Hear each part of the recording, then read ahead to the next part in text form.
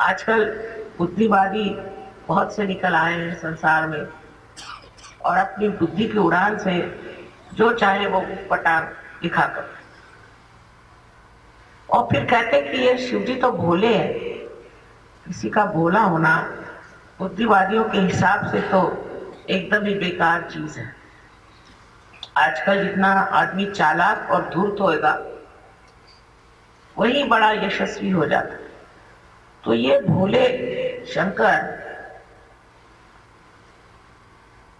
इनका भोलापन कैसे समझा जाए?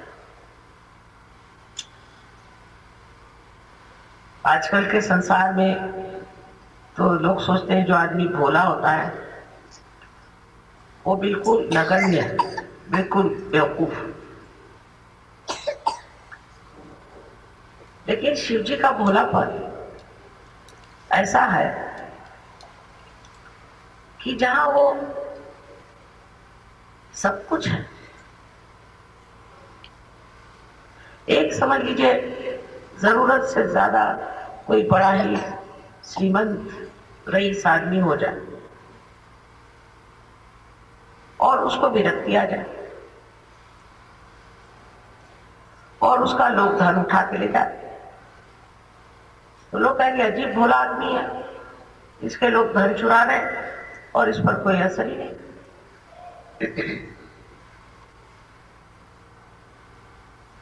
लेकिन जब वो विरक्ति आ गई तो उस धन का उसको जब महात्म्य नहीं रहा तो अपने भोलेपन में बैठा है, उसी को भोलेपन की पन का मर उठा रहा है।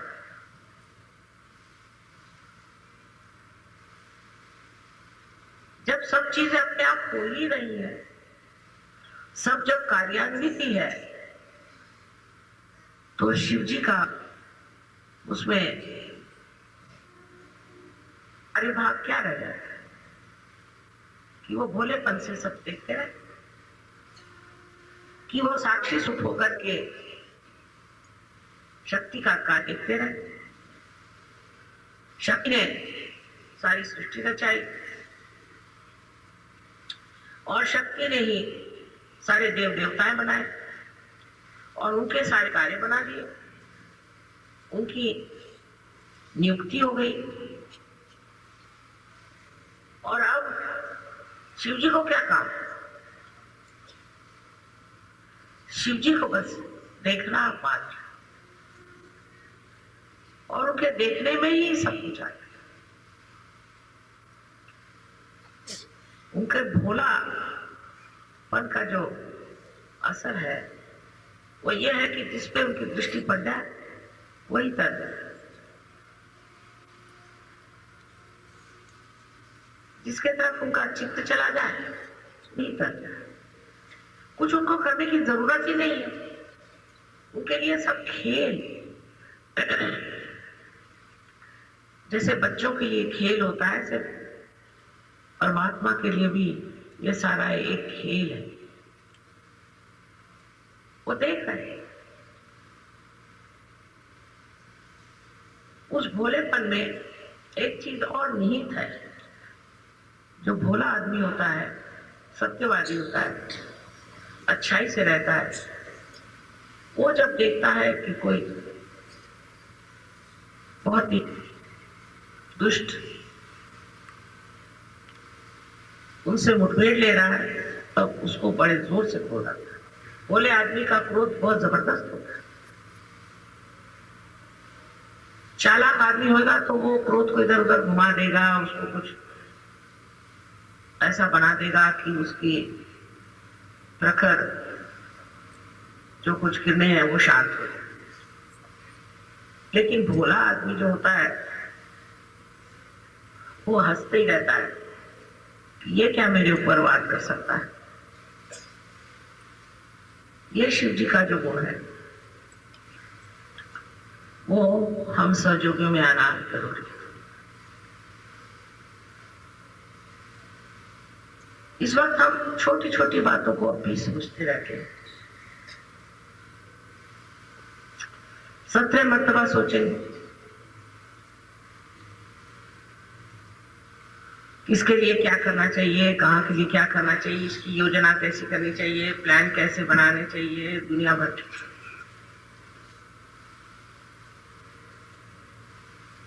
जैसे शिव जी ने शक्ति पर सब छोड़ दिया है, आप लोग भी सब कुछ शक्ति पर छोड़ सकते हैं, लेकिन वो भी फिर एक स्थिति आनी चाहिए, वो भोलापन आपके अंदर आना चाहिए। इस भोलेपन का मतलब यह है कि किसी तरह की नेगेटिविटी आपके अंदर आ ही नहीं सकती। इसीलिए आप बोले हैं, कोई चीज आपको छू ही नहीं सकती, तो आप बोले बेकार में परेशान क्यों? सांप लौट रहा है तो सांप को लौटते, जहर पीना तो जहर पी ले। होना क्या है? जो बिल्कुल विशुद्ध है, इसमें कोई भी चीज का असर ही नहीं आ सकता, जो समर्थ है, इसकी शक्तियां स्वयं ही उसकी रक्षा करें, उसका प्रभाव क्या करें क्या न करें।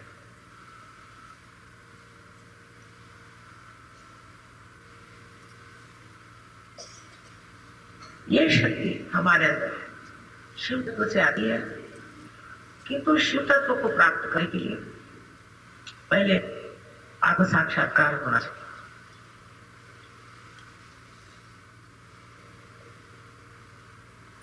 कुंडलिनी जो है वो शक्ति है,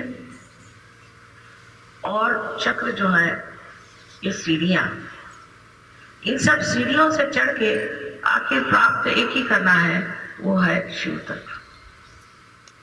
सारे देव देवताओं को इसी में एक संलग्नता है, इसी में एक विचार है कि आप सबको शिव तत्व पे पहुंचा दे। ये उनका कार्य है, और वो उस कार्य में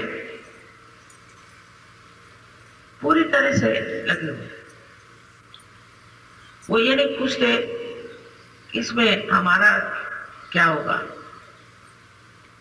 हमारी स्थिति क्या, हमारी पोजीशन क्या, अब कहाँ बैठे हैं, मनुष्य के जैसे नहीं सोचते। वो अंग प्रत्यंग उस शिव के ही है, और शिव तक मनुष्य को पहुंचाने के लिए कार्य तत्पर रहना उनका स्वभाव है। अब उनको कुछ लेक्चर देने की जरूरत नहीं, उनको कुछ बताने की जरूरत नहीं। उनके जो काम है वो बंधे हुए हैं, वो अपने काम पूरी तरह से करते हैं और उसमें बंध गए। अब उनका जो वो काम है वो भी एक अकर्म सा है, वो भी एक अकर्म है। वो सोचते नहीं कि हम कुछ काम कर रहे हैं। जैसे ये प्रकाश आप कोई बिजली से आ रहा है और उसमें जड़ होने के कारण कोई शक्ति नहीं कि वो सोचे, और क्योंकि ये सब देवता लोग ये विचारिता में बैठे हुए, ये भी कुछ सोचते नहीं और जानते भी नहीं कि उनमें क्या शक्ति है। जैसे कि खाने की चीनी है, शुगर है, साकर, वो सब मिठास देती, और वो नहीं जानती कि उसके अंदर मिठास है। इसी प्रकार सहयोगी जब कार्यरत होते हैं तो वो ये नहीं जानते कि हमारे अंदर ये शक्ति है इसलिए हम कार्यरत हैं, बस हम हैं कार्य। जिस वक्त आप लोगों के दिमाग में बात आए कि हमने ये कार्य किया, हमने वो कार्य किया, हम लीडर हो गए, हम ये हो गए, तब सोचना चाहिए कि आप सहयोगी नहीं। सहयोग में मनुष्य अकर्म में आ जाता है, वो करते रहता है, दिखने को लगता है कि ये कर्म कर रहा है, पर उसको ज्ञान नहीं होता कि कि वो कुछ कर्म कर रहा है। उसका प्यार, उसको मालूम नहीं होता कि वो प्यार कर रहा है, पर लोग जानते हैं वो बहुत प्यार कर रहा है।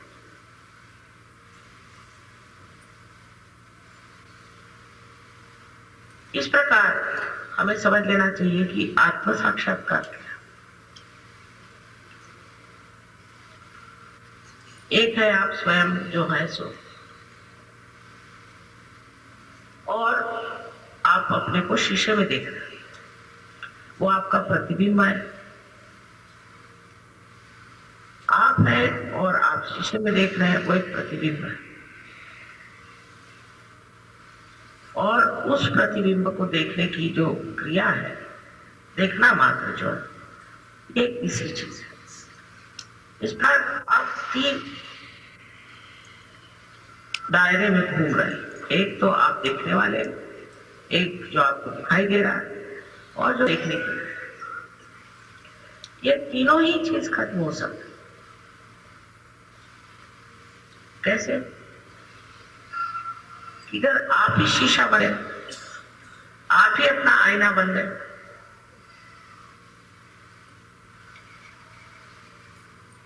फिर आप अपने को देखने लगे, आप अपने को जाने लगे। यही तुकाराम ने कहा कि जब आपने अपने को जान लिया, फिर और जानने की जरूरत क्या है।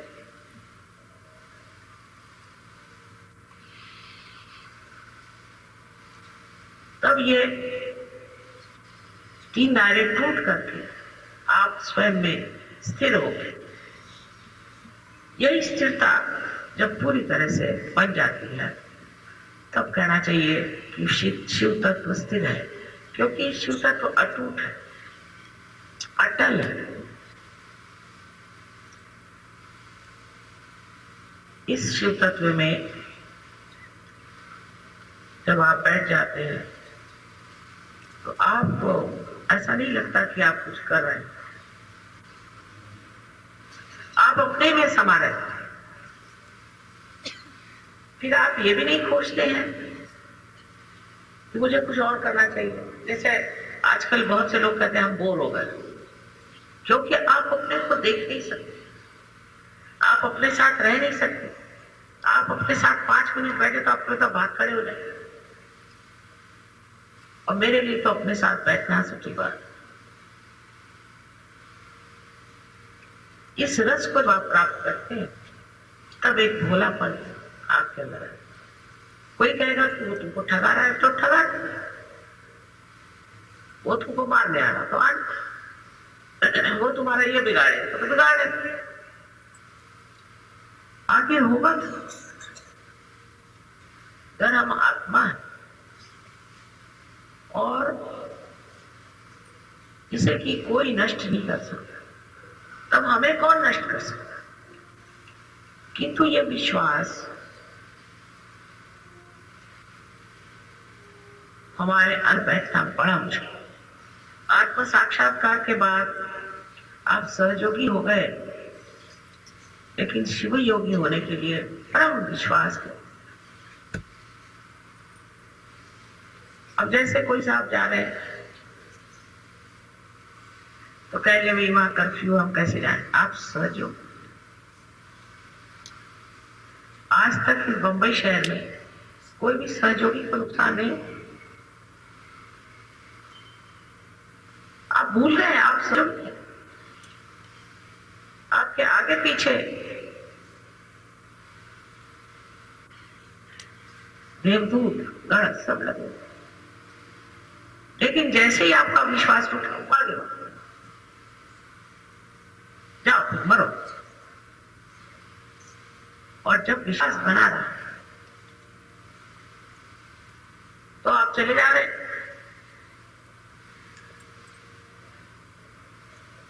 किसी को आप दिखाई भी नहीं देंगे,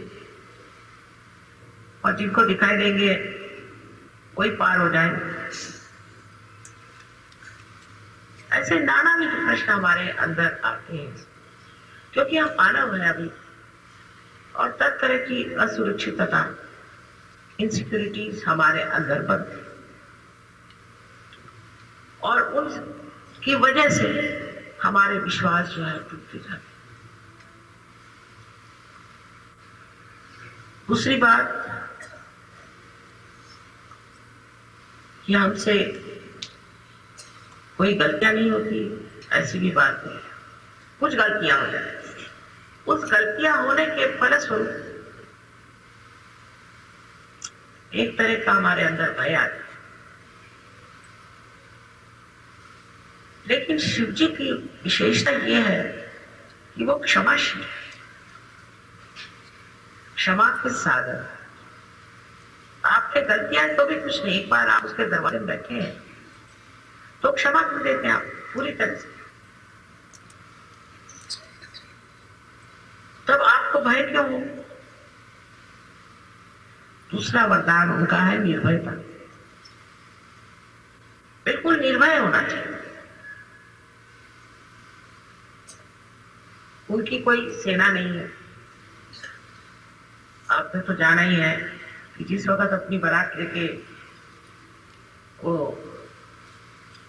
पहुंचे थे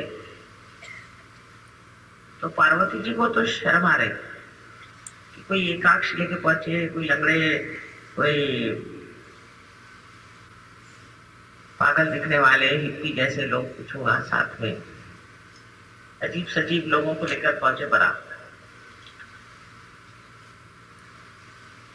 मतलब ये कि शारीरिक कुछ भी व्यंग हो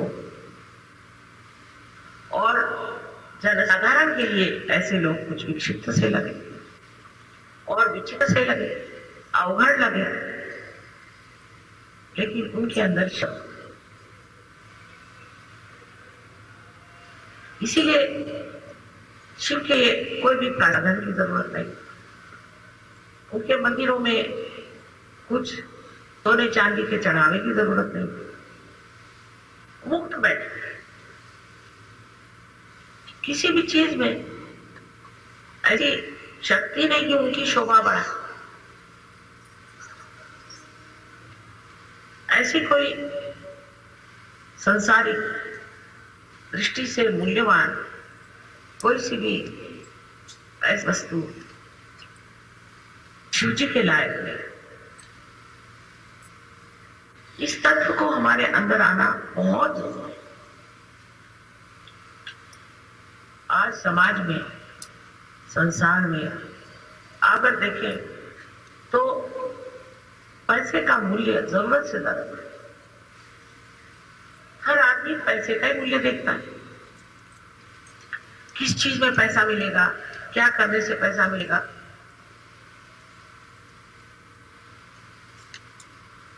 और पैसे के मूल्य पे सभी चीज को बेचने को तैयार है। पैसे तो नष्ट भी हो सकते हैं, दुष्ट कर्म में भी डाल सकते हैं, बच्चों को बिगाड़ सकते हैं। इसके इतने दुष्परिणाम। लेकिन शिव तत्व में बैठा हुआ मनुष्य, उसको किसी चीज की इच्छा नहीं, निरीक्ष, क्योंकि वो आत्मन्य आत्मनिष्ठ, अपनी आत्मा से ही वो अपनी उसकी आत्मनिष्ठ है। वो कहीं आप सुला दीजिए, शरीर के कोई उसको चिंता नहीं होती, शरीर के आराम की उसको चिंता नहीं होती। कहीं भी सुला दीजिए उसको, कुछ भी खाने को दे दीजिए, नहीं तो मत दीजिए। और फिर जब ये दशा आ जाती है तो वो सभी चीजों पर अधिकार करते हैं। जैसे आपने ऐसे आदमी खाने को नहीं दिया, भूखा रखा, लेकिन वो एक नजर खिला दे तो हजारों आदमियों को खाना दे सकते। उनको शरीर को कोई आराम नहीं दिया, सोने के लिए उनके लिए पहाड़ियों को सुला दिया। लेकिन उनकी नजर दाता जिस पे पड़ जाए वो धनदान से बढ़ती। अब ये कौन सी शक्ति है जिससे वो सबका कल्याण करते हैं? वो है परम चैतन्य, और उसका जो स्पंदन है, जिसे कि शंकराचार्य ने स्पंद कहा। इस स्पंद की शक्ति उनके शरीर से बहती रहती, और जिस